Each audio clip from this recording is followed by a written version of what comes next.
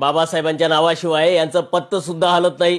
प्रत्येक ठिकाणी यांना बाबासाहेबांचा आधार घ्यावाच लागतो. फालतू मुद्द्यांमध्ये सुद्धा स्वतःला योग्य सिद्ध करण्यासाठी हे बाबासाहेबांच्या नावाचा उल्लेख करतात. TRSS आणि RSSचे टट्टेबट्टे स्वतःला चांगलं म्हणून घेण्यासाठी नेहमी बोंबलत फिरतात की बाबासाहेबांनी संघाच्या कार्यालयाला भेट दिली होती, संघाची स्तुती केली होती. असे अनेक जण आहेत.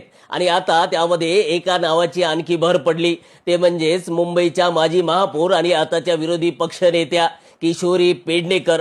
त्या आताच म्हणाल्या की डॉक्टर बाबासाहेब आंबेडकरांवर रामदासाच्या मनाच्या श्लोकचा प्रभाव होता, रामदासाचा प्रभाव होता. तर किशोरी पेडणेकर, डॉक्टर बाबासाहेबांनी त्यांच्या ॲनिहिलेशन ऑफ कास्ट मध्ये तुमच्या या रामदासाबद्दल लिहून ठेवलंय. एका अंतजाला तो विद्वान आहे म्हणून आपला आपण गुरु मानू नये, हे उच्च निश्चितेचे रामदासाचे दासबोध या ग्रंथातील विचार डॉक्टर बाबासाहेब आंबेडकरांनी त्यांच्या ॲनिहिलेशन ऑफ कास्ट या पुस्तकाच्या माध्यमातून जगाच्या पुढे आणलेत. बहिष्कृत भारतच्या 1 फेब्रुवारी 1929च्या अंकामध्ये बाबासाहेबांनी तुमच्या या रामदासाचा खरडून समाचार घेतला होता. त्यात बाबासाहेब म्हणाले होते की रामदासी पंथाचा संस्थापक वर्णवर्चस्वाच्या अभिमानाने ग्रासलेला होता आणि त्यापायीच त्याने वारकरी संप्रदायाशी स्पर्धा करणारा स्वतंत्र संप्रदाय स्थापन केला होता. रामदासाची सामाजिक भूमिका आणि त्याचे साहित्य हे माणसाचे मूल्य ओळखणारे नसून ब्राह्मण धर्माची,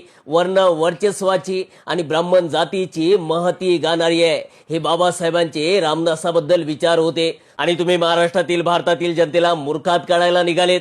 म्हणताय की बाबासाहेबांवर रामदासाच्या विचाराचा प्रभाव होता, मनाच्या श्लोकचा प्रभाव होता. पायाचा मी दासशहा अर्जी ऐकावी, शिवाजीच्या राज्याची धूडधान व्हावी. दासाचाही दास आपल्या मी रामदासी, दरबार आपला आदिलशाही हीच माझी काशी, असं आदिलशाला पत्र लिहिणारा रामदास बाबासाहेबांवर कसा काय प्रभाव असू शकतो? छत्रपती शिवाजी महाराजांच्या स्वराज्याची धूडधान करायला निघालेल्या आदिलशहाचे तलवे चाटणाऱ्या रामदासाचा डॉक्टर बाबासाहेब आंबेडकरांवर मुळातच प्रभाव नव्हता. ठेवा तुमचा रामदास तुमच्याकडे.